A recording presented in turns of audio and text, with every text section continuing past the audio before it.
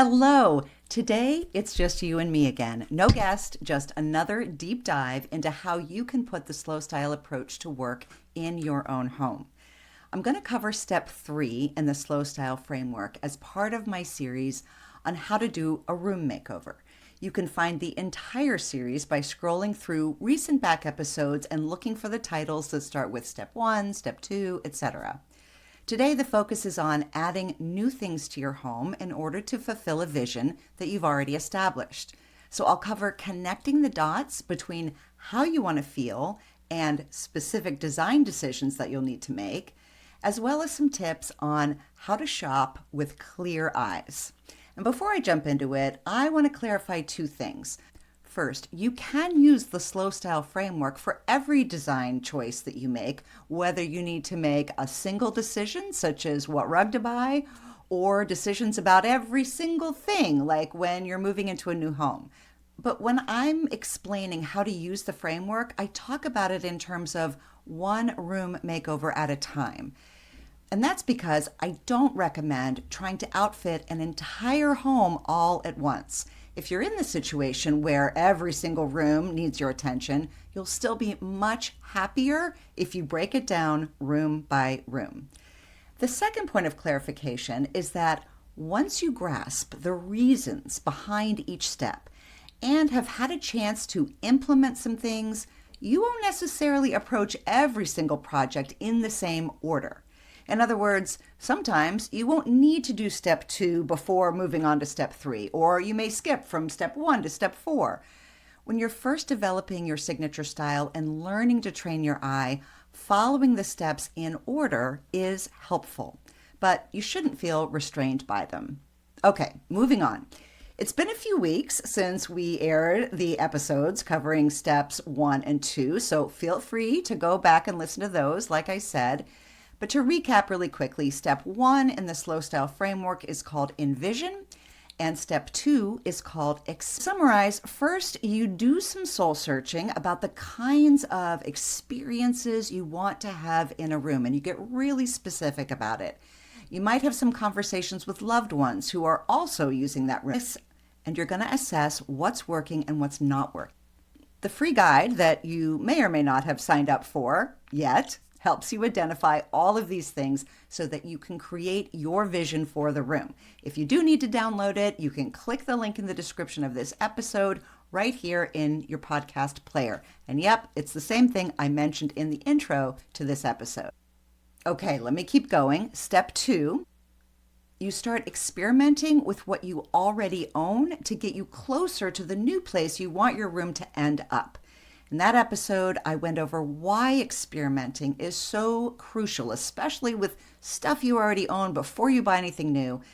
I also talk about how to do it and what kinds of objects and furniture to use. And today, it's step 3 of the slow style framework, which is called execute. So this is when you're ready to pull the trigger on usually some big design decisions. It could be a new paint color.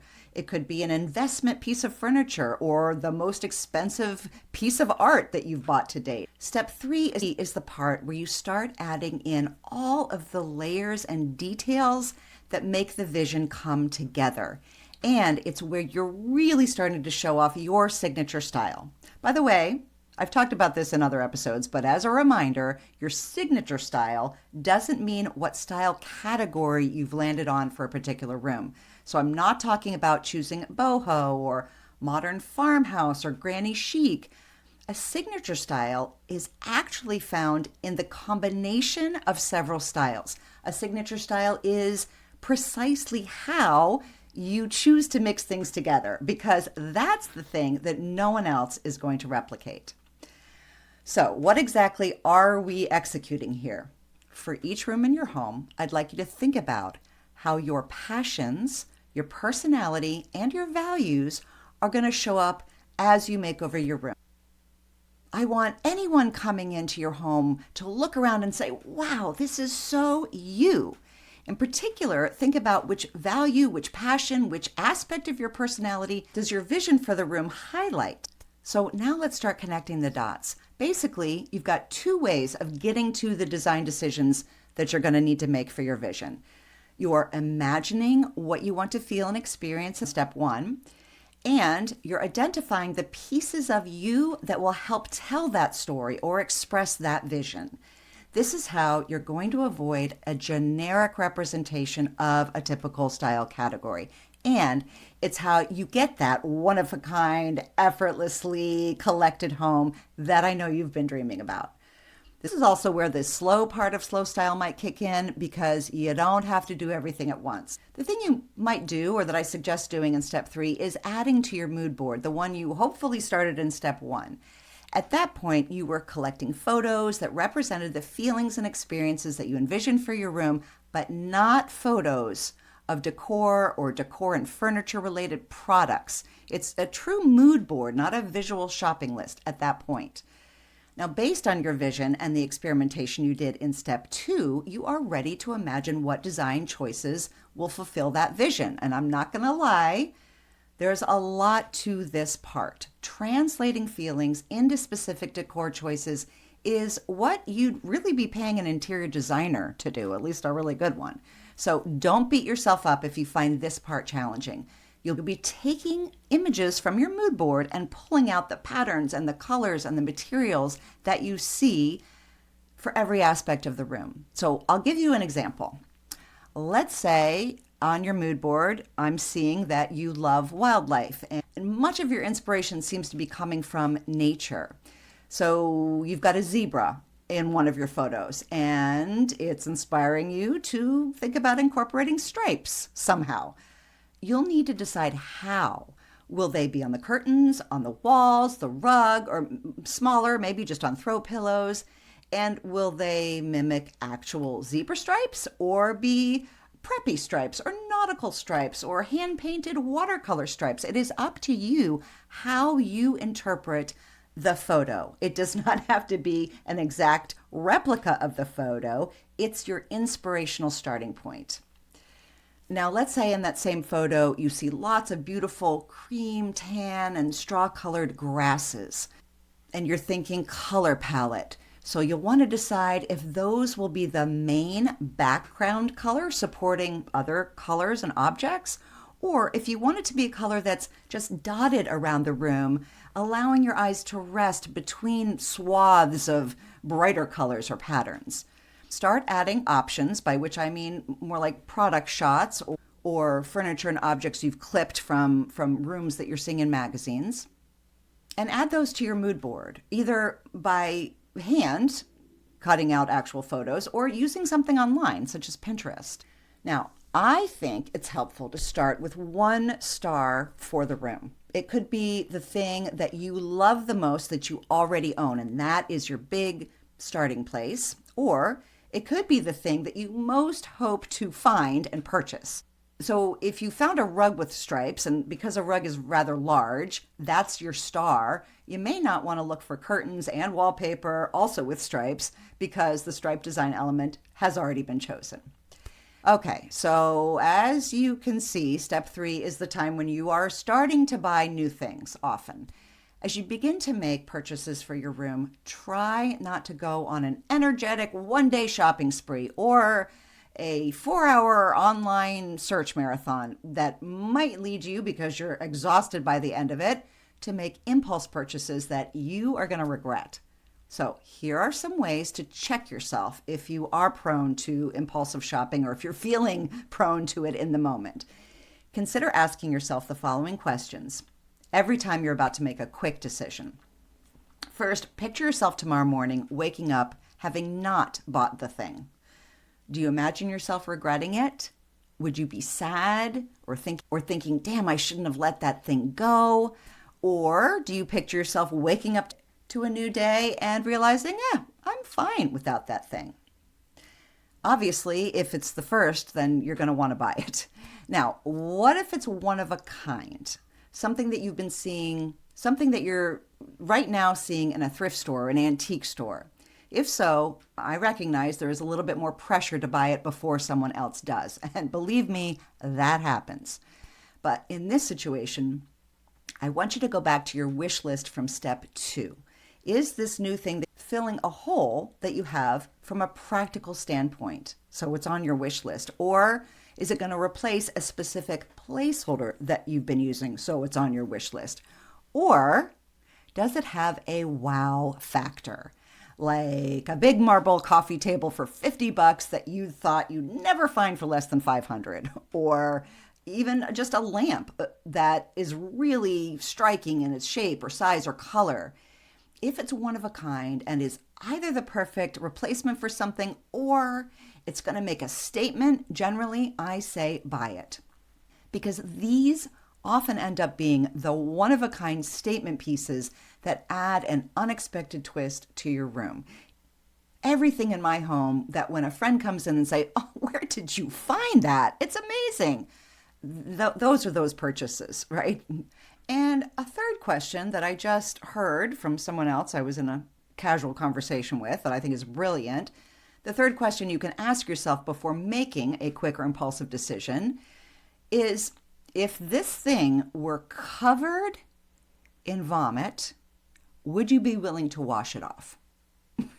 Now, I realize that doesn't necessarily work for upholstered or fabric pieces, since no amount of washing would maybe take out all of the stain or smell, but you get the idea. Do you love it enough that you'd be willing to rescue it, to go through some trouble to own it?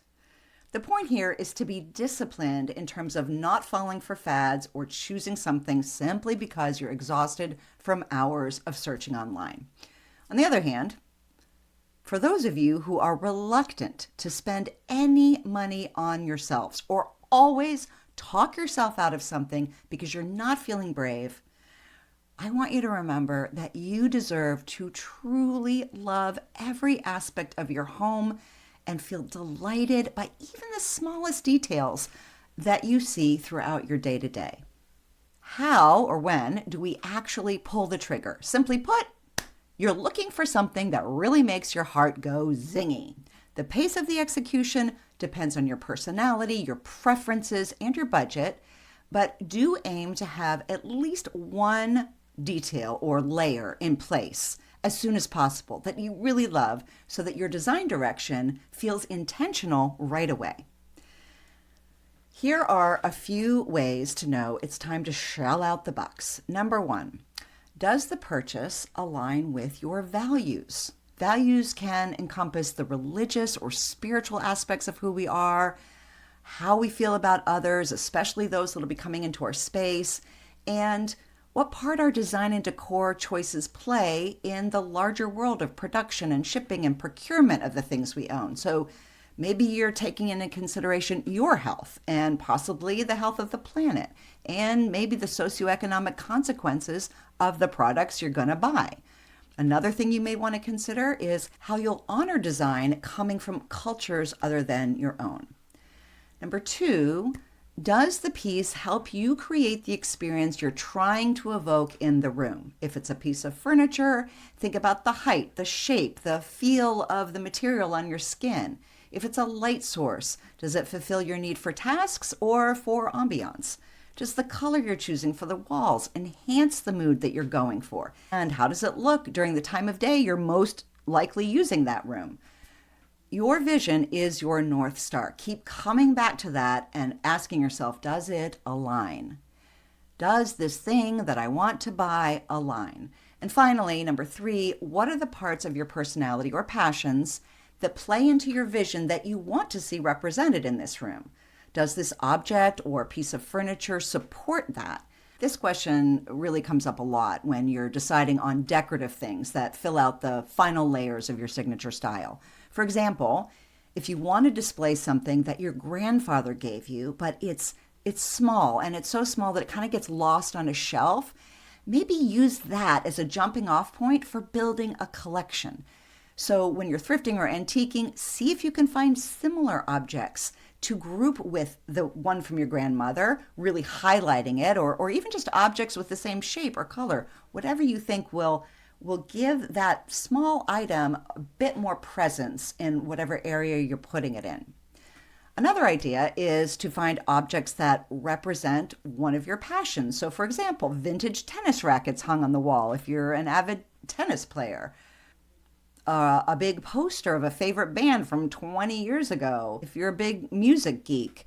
And definitely play around with souvenirs that you've collected on your travels. As you create a vignette, maybe you notice that now you need something to prop things up for the hike, such as a stack of vintage books that you need to be on the lookout for. Or you've got something delicate that could be protected nicely by a glass cloche. So now you're on the lookout for that. So sometimes you might be buying something to help enhance what you already own. Okay, to wrap up, this has been step 3 of the Slow Style Framework, execute. Once you've made the best use of what you already own and have bought some things that really make you happy, it's time to enjoy the experience of living inside that beautiful vision that you've created. To get there, I understand that your situation, your home, your preferences, your budget, it's all unique to you. So to go into any more depth about step 3, it would really require us to get to know each other better and for me to really understand who you are and what you want out of your home. Like I said, this part can be a bit daunting, which is why I offer one-on-one coaching if you're getting stuck or frustrated. Sometimes you just really do need a guide to help you wade through all of the decisions. So if you would like to learn more, go to slowstylehome.com and click on coaching at the top of the website.